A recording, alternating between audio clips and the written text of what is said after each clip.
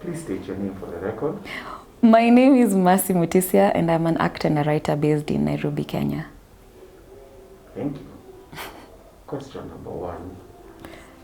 This is the first time this project is taking place in Africa. What enticed you to be part of this cross-cultural collaboration between 3 nations using the performing arts? What enticed me to be a part of this cross-cultural collaboration between 3 countries using the performing arts? Okay, first of all, the person who just convinced me fully was Karishma. Karishma is such a sweet person, it's so hard to say no to her. And when she called me and she told me that this is the first time it would be happening in Africa and it's a collaboration between 3 countries, I was like, wow. So wait, my dream is coming to pass. Because you know, every artist wants to travel. Every artist wants to travel, especially using the performing arts and experience other cultures. But then the lockdown happened and right now traveling is just a whole other story, let alone even holding a show and having people come through. So when she called me and she told me this is going to happen and you're going to collaborate with people from other countries, I was like, yes, because then my dream is coming true. Yes, in another format, not how I'd imagined it was going to happen, but then it's coming to pass. So that's what enticed me. Karishma enticed me and the idea of my dream's coming true as a performing artist. Love it. Question number 2. With theater, for one, 2 mediums are merging together, screen and theater. What are your thoughts about that? 2 mediums are merging together, screen and theater. My thoughts? I'm trying to keep an open mind because I'm old school. My experience with theater, my love for theater is in the magic of it all when you first walk on stage and the audience is just excited and the noise in the theater, the reaction that is just very, how do I put it, very natural, not planned. That, I'm getting goosebumps just thinking about it and I miss it. But then you see, life has happened and art has to continue and I get to be amongst the first in Africa to do this. So I'm honored. I'm trying to keep an open mind because the magic will still happen. Yes, there's going to be a screen. Yes, I won't be with other performers on stage. And it won't be happening on stage, really. And it's me and one audience member. So I'm getting to experience another side of the magic of theater. So open mind, keeping an open mind. And then, what is your act about? And why should we not miss it? My act, without giving too much to the world, my act is about transitions, let me put it that way.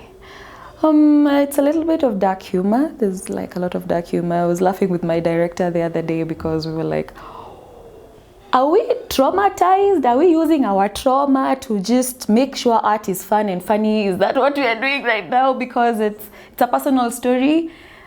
Based on my mother's culture that I've had to tweak a bit and just make it into something that is just out of this world.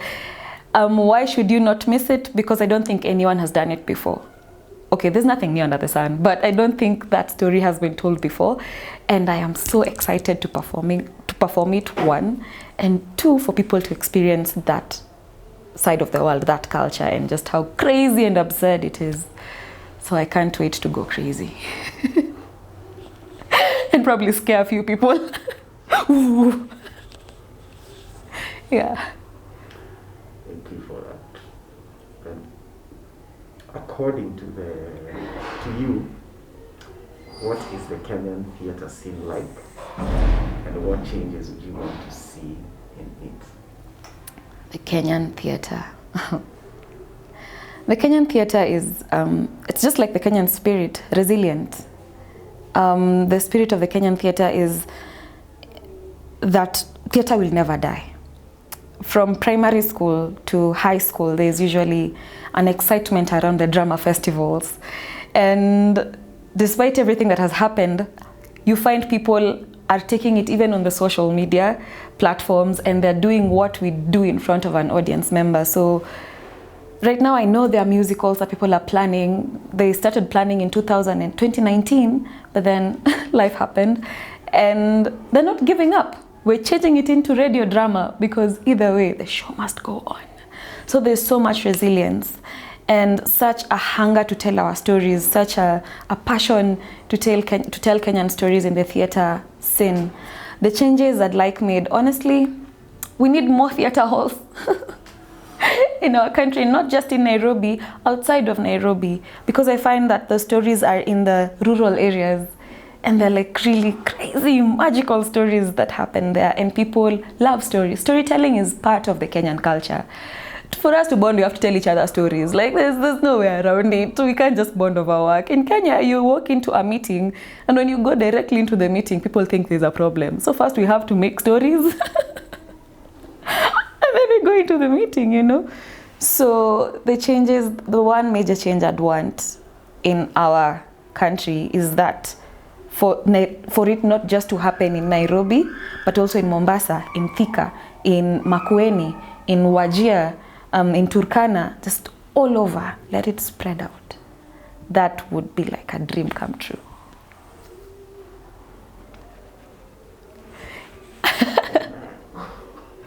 We're good. One more. Oh, okay. That was a good answer, though. What other work are you involved in the contemporary Nairobi creative scene? Yeah. And what other work do you do as an artist? Other than being an actor and a writer, what else can I do?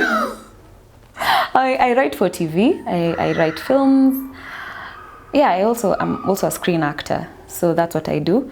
And then what brings at least a few monies is when I do copywriting for advertisements. So I've written for a couple of adverts in Kenya.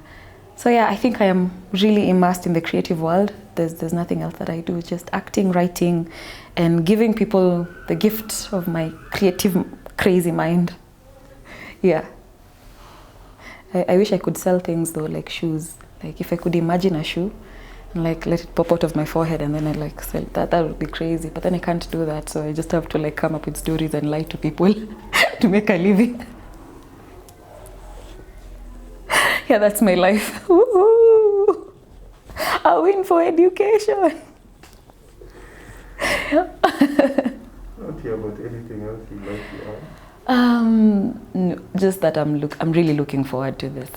I am honored to be amongst the first in Africa to do this. And I'm looking forward to it because I know it will open more doors even for more actors and more writers to be a part of this and to tell more stories about Kenya, about Africa, about Uganda. Yeah, I cannot wait for that.